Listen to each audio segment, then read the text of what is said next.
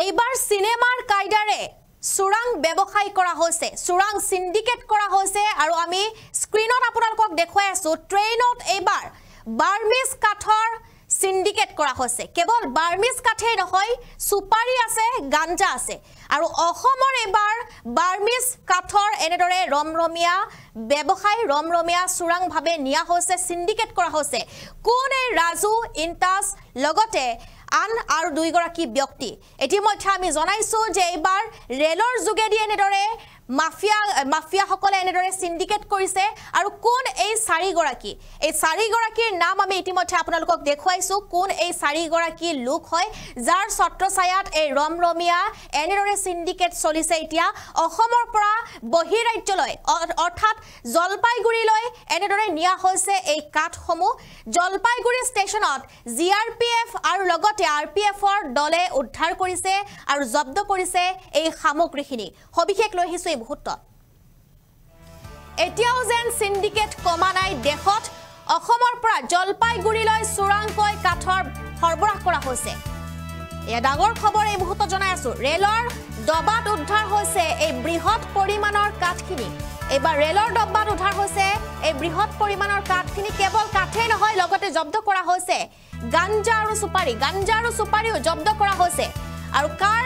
আশীৰ্বাদত চলিছে এই বৃহৎ সিন্ডিকেট কোন এই ৰাজু তুষাৰ আৰু ইনটাস লগতে আন এজন ব্যক্তি যেটো এই চাৰিজনৰ নাম এতিয়া তথ্যত পোহৰলৈ আহিছে কিন্তু পৰৱৰ্তী সময়ত আমি আৰু অধিক তথ্য আপোনালোকক জনাবলৈ চেষ্টা কৰিম যেটো এইবাৰ দেখিবলৈ পোৱা গৈছে যে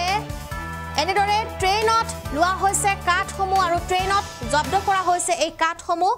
আৰু এয়া সুৰাং ভাবে নিয়া হৈছে এক ভয়ংকৰ তথ্য এবাৰ ফাদিল হৈছে অসমৰ পৰা কেনেকৈ হয় সুৰাং কাঠৰ সৰবৰাহ বন বিভাগৰ চকুত ধুলি দিয়ে এবাৰ কাঠৰ ৰমৰমিয়া বেহা দেখিবলৈ পোৱা গৈছে কোন মাফিয়া ইয়াৰ সৈতে জড়িত সেয়া এতিয়া ডাঙৰ প্ৰশ্ন কোন মাফিয়া ইয়াৰ সৈতে জড়িত আছে তুষাৰ অনিল ৰাজু আৰু ইনটাস নামৰ যেটো লোক কেজন কোন হয় এই কেগৰাকী মাফিয়া আৰু তেওঁলোকৰ সৈতে কোন জড়িত আছে যেটো আজি বিশ্ব পৰিবেশ দিব কিন্তু এই দিনটোতে এতিয়া জলপাইগুৰি ষ্টেচনত আৰক্ষীৰ হাতত পৰিছে এয়া ৰমৰমিয়া বেহা কৰা কাঠ মাফিয়া কৰা যেটো সামগ্ৰীখিনি আৰু কেৱল কাঠে নহয় সুপাৰি আছে গাঞ্জা আছে ইয়াৰ লগতে সুপাৰি গাঞ্জাও জব্দ কৰিছে আৰক্ষীয়ে আমাৰ হাতত ইতিমধ্যে কিছু তথ্য আহি পৰিছে যেটো অনুসন্ধান অব্যাহত ৰাখিছো আমি আৰু এই অনুসন্ধানৰ অৱশেষত গম পোৱা যাব যে কোন জড়িত আছে এই বৃহৎ সিন্ডিকেট ৰাজৰ সৈতে এই সিন্ডিকেট কোনে কৰিছে সেয়া গম পোৱা যাব যেটো এক ভয়ংকৰ তথ্য এতিয়া ফাদিল হৈছে তুষাৰ অনিল ৰাজু ইনটাস কোন হয় তেওঁলোক কাৰ সৈতে জড়িত বা এই যে সুৰাং ভাবে নিয়া হৈছিল ট্ৰেইনখনত সেয়া কাৰ আশীৰ্বাদত নিয়া হৈছিল আৰু ইমানখিনি সামগ্ৰী কেনেকৈ সেই ৰেলখনত নিয়া হৈছিল জলপাইগুৰি ষ্টেচনত ধৰা পৰিছে এই সামগ্ৰীখিনি আৰু এতিয়া পশ্চিমবংগ চৰকাৰে কি পদক্ষেপ গ্ৰহণ কৰিব সেয়া এতিয়া সময়ত হ'ব এটা লক্ষণীয় বিষয় কিয়নো পশ্চিমবংগৰ জলপাইগুৰিত এয়া অসমৰ সুৰাং বাৰ্মিজ কাঠ সুপাৰি আৰু গাঞ্জা সৰবৰাহ কৰা হৈছে অসমৰ পৰা জলপাইগুৰিলৈ সুৰাং কাঠৰ সৰবৰাহ কৰা হৈছিল ৰেলৰ ডবাত উদ্ধাৰ হৈছে বৃহৎ পৰিমাণৰ কাঠখিনি আৰু কেৱল কাঠেই নহয় ইয়াৰ লগতে জব্দ কৰা হৈছে সুপাৰি আৰু গাঞ্জা আৰু এই সমূহ বস্তু এতিয়া বাছত বা ট্ৰেইনত যেটো বাছত বা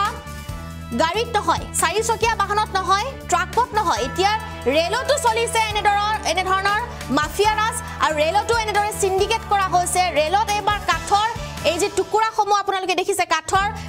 বৃহৎ অংশ এনেদৰে এতিয়া ৰেলৰ ভিতৰত ৰেলৰ ডবাত নিয়া হৈছে যাৰ ফলত এতিয়া